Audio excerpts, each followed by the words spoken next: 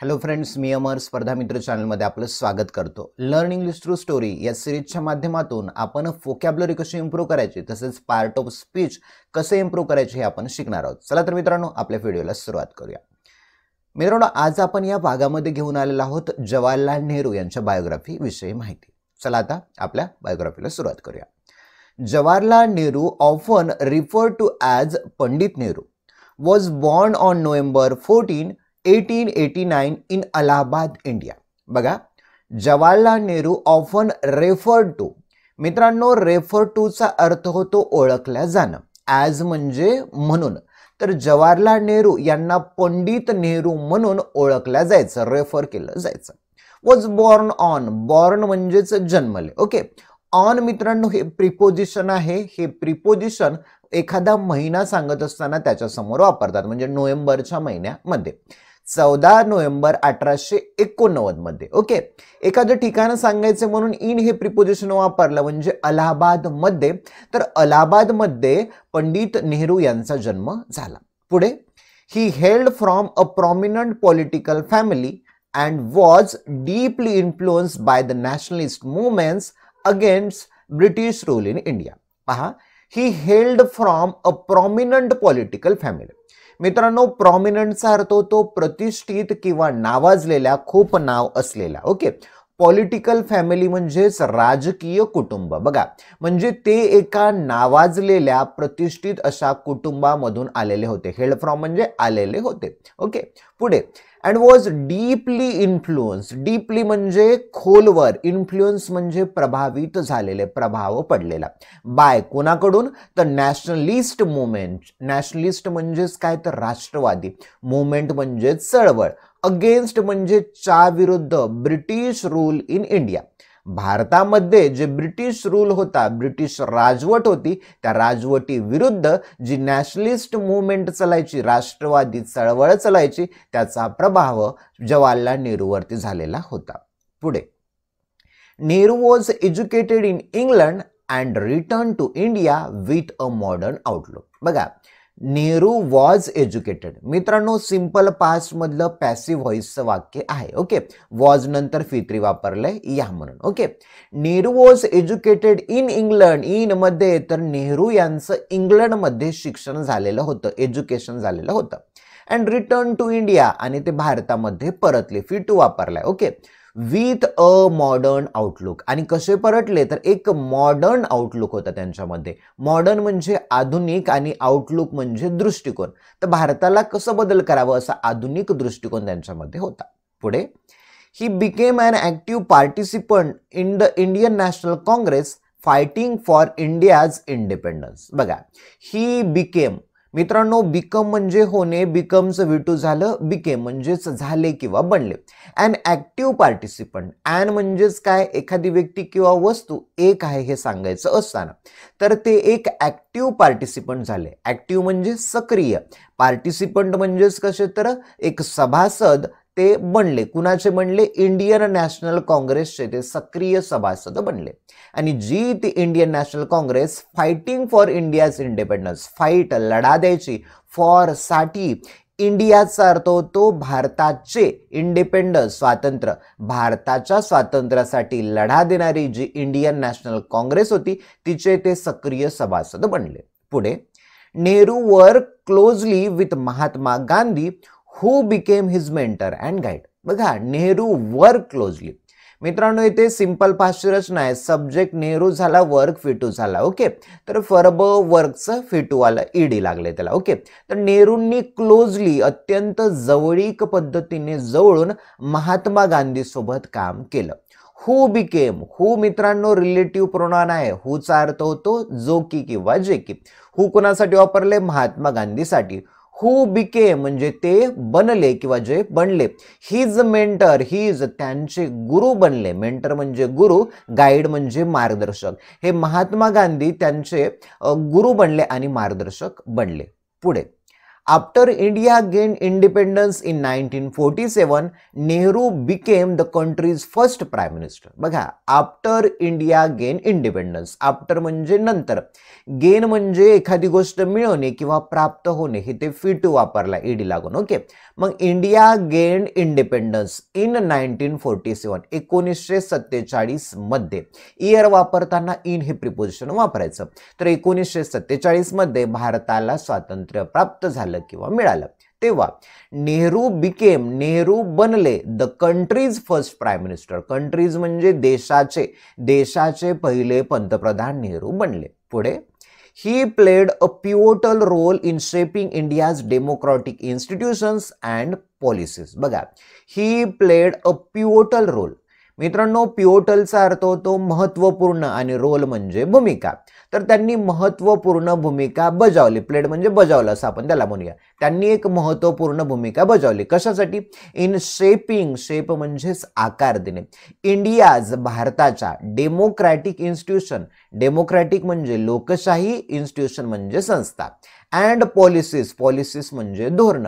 जे काही भारताचे लोकशाही संस्था होत्या किंवा भारताचे जे पॉलिसी धोरण होते त्यांना एक शेपिंग, आकार देण्याची पिवोटल रोल, महत्वपूर्ण भूमिका पंडित नेहरू यांनी बजावली. पुढे, Nehru's vision for India was one of secularism, socialism and unity in diversity. बघा, नेहरूज अपॉस्ट्रॉफियस लागलाय चाचीचे म्हणून.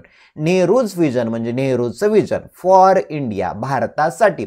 जे नेहरूंचं विजन होतं ते सेक्युलरिझम होतं. सेक्युलरिझम म्हणजे धर्मनिरपेक्षता, सोशलिझम म्हणजे समाजवाद, and unity in diversity, unity म्हणजे एकता, इन म्हणजे मध्ये, डायव्हर्सिटी म्हणजे विविधता, म्हणजे विविधतेमध्ये एकता राहावी असं नेहरूचं विजन होतं. पुढे, as a prime minister Nehru focused on industrialization, agriculture reforms and the establishment of educational institution. बघा, ॲज प्राईम मिनिस्टर, ॲज म्हणजे म्हणून, तर एक पंतप्रधान म्हणून, नेहरू फोकस्ड ऑन, मित्रांनो फ्रेज आहे बरं ही, फोकस्ड ऑन. नेहरूंनी फोकस केलं किंवा एखाद्या गोष्टीवर लक्ष केंद्रित केलं. कशावरती? इंडस्ट्रियलायझेशन म्हणजेच औद्योगिकीकरण, ॲग्रिकल्चरल रिफॉर्म्स, ॲग्रिकल्चरल म्हणजे कृषीविषयक किंवा शेतीविषयक, रिफॉर्म्स म्हणजे बदल, जे काही कृषीविषयक बदल असतील, तसेच and the establishment of educational institution. Establish म्हणजे स्थापना करणे, एज्युकेशनल शैक्षणिक, इन्स्टिट्यूशन म्हणजे संस्था. तर नेहरूंनी फोकस कशावर केलं? इंडस्ट्रियलायझेशन औद्योगिकरण, ॲग्रिकल्चरल रिफॉर्म म्हणजे कृषीविषयक सुधारणा, तसेच ज्या एज्युकेशनल इन्स्टिट्यूशन आहेत, ज्या की शैक्षणिक संस्था आहेत, त्या इस्टॅब्लिशमेंट करण्यात, स्थापन करण्यावर फोकस केलं. पुढे, Nehru was a strong supporter of education and scientific research. बघा, नेहरू होते अ स्ट्रॉंग सपोर्टर म्हणजेच काय तर एक कट्टर समर्थक, स्ट्रॉंग म्हणजे कट्टर असं म्हणूया, सपोर्टर पाठिंबा देणारे. ओके, तर ऑफ एज्युकेशन, ऑफ म्हणजे चाचीचे, शिक्षणाचं, तसेच सायंटिफिक रिसर्च म्हणजे वैज्ञानिक जे संशोधन असायचं त्याला ते पाठिंबा देणारे व्यक्ती होते. पुढे, he initiated the establishment of prestigious educational institutions like the Indian Institute of Technology and the Indian Institutes of Management. बघा, ही इनिशिएटेड, मित्रांनो सिंपल पास बसला येते. इनिशिएट म्हणजे सुरुवात करणे, इनिशिएटचा विटू झाला, इनिशिएटेड म्हणजे सुरुवात केली. त्यांनी सुरुवात केली द इस्टॅब्लिशमेंट, स्थापना करण्यात. प्रेस्टिजियस म्हणजेच काय तर एक आपण म्हणूया नावाजलेले किंवा प्रतिष्ठित, एज्युकेशनल इन्स्टिट्यूट म्हणजेच काय तर प्रतिष्ठित किंवा नावाजलेले शैक्षणिक संस्था स्थापन करण्याला त्यांनी पुढाकार घेतला. लाईक जसे की कोणत्या संस्था होत्या? इंडियन इन्स्टिट्यूट ऑफ टेक्नॉलॉजी म्हणजे IIT स्थापन करण्यात त्यांनी पुढाकार घेतला. तसेच and the Indian institute of management IIM सुद्धा स्थापन करण्यात त्यांनी पुढाकार घेतला. मित्रांनो इथे यादी दिलेली आहे बघा, मी इथे ब्रॅकेटमध्ये, तर तुम्ही ही एकदा चेक करू शकता. पुढे, Nehru's commitment to science led to the establishment of organisation like the Indian Space Research Organisation and the Atomic Energy Commission. तसेच बघा, नेहरूज कमिटमेंट, नेहरूंनी एक कमिटमेंट केली, एक जबाबदारी किंवा एखादा विचार केला टू सायन्सला, विज्ञानाला लेड घेऊन जायचं कुठे, तर इस्टॅब्लिशमेंट ऑफ ऑर्गनायझेशन, अशा खूप साऱ्या ऑर्गनायझेशन म्हणजे संस्था स्थापन करायच्या, संघटना स्थापन करायचं असं नेहरूंनी कमिटमेंट केलं. आणि त्या संस्था कोणत्या स्थापन केल्या बघा, इस्रो स्थापन केलं, इंडियन स्पेस रिसर्च ऑर्गनायझेशन म्हणजे भारतीय अंतराळ संशोधन संस्था, तसेच ॲटॉमिक एनर्जी कमिशन सुद्धा नेहरूंनी स्थापन केलं. पुढे, Nehru's leadership forced on building a modern and progressive India. बघा, नेहरूज लीडरशिप म्हणजे नेहरूंचं जे नेतृत्व होतं त्यांनी फोकस केलं कशावरती, बिल्डिंग, बांधणं, a modern and progressive India. Modern म्हणजे आधुनिक, वापरलाय, ओके, एक आधुनिक, आणि प्रोग्रेसिव्ह इंडिया, प्रोग्रेसिव्ह म्हणजे प्रगतशील भारत. मग नेहरूंच्या नेतृत्वानं एक आधुनिक तसेच प्रगतशील भारत निर्माण करण्यावर लक्ष केंद्रित केलं. पुढे, he initiated large scale industrialisation programmes to boost the country's economy and reduce poverty. बघा, ही इनिशिएटेड, त्यांनी सुरुवात केला, आरंभ केला, large scale industrialisation, large scale म्हणजे मोठ्या प्रमाणामध्ये, इंडस्ट्रियलायझेशन म्हणजे औद्योगिकरण, आणि प्रोग्राम म्हणजे उपक्रम. तर त्यांनी मोठ्या प्रमाणामध्ये औद्योगिकरणाचे उपक्रम अवलंबायला सुरुवात केली. कशासाठी, टू बूस्ट म्हणजे वाढ करणे, द कंट्रीज इकॉनॉमी, कंट्रीज देशाची, इकॉनॉमी म्हणजे अर्थव्यवस्था, तसेच रिड्यूस पॉवर्टी, रिड्यूस म्हणजे कमी होणे, पॉवर्टी म्हणजे गरिबी, गरिबी कमी करण्यासाठी तसेच देशाची अर्थव्यवस्था वाढवण्यासाठी त्यांनी मोठ्या प्रमाणामध्ये इंडस्ट्रियलायझेशन म्हणजे औद्योगिकरण केलं. पुढे, Nehru establish public sector enterprises like steel plant and dam. बघा, नेहरू इस्टॅब्लिश, नेहरूने स्थापन केलं पब्लिक सेक्टर एंटरप्राइजेस, पब्लिक म्हणजेच काय तर आपण म्हणूया लोक, सेक्टर, ओके, म्हणजे क्षेत्र, एंटरप्राइजेस म्हणजे उद्योग किंवा उपक्रम, तर सार्वजनिक, पब्लिक म्हणजे आपण म्हणूया सार्वजनिक क्षेत्रातील उद्योग त्यांनी सुरू केले, लाईक जसे की, सारखे, स्टील प्लांट त्यांनी केला, डॅम म्हणजे धरण, चित्रामध्ये पाहू शकता इकडे स्टील प्लांट आहे आणि डॅम, दोन्ही सुद्धा नेहरूंनी स्थापन केलं. पुढे, Jawaharlal Nehru passed away on May 27, 1964. बघा, जवाहरलाल नेहरू पास्ड अवे, मित्रांनो फी2 वापरलाय, पास्ट, ओके, म्हणजे जवाहरलाल नेहरू यांचं निधन झालं 27 मे 1964 त्यांचं निधन झालं.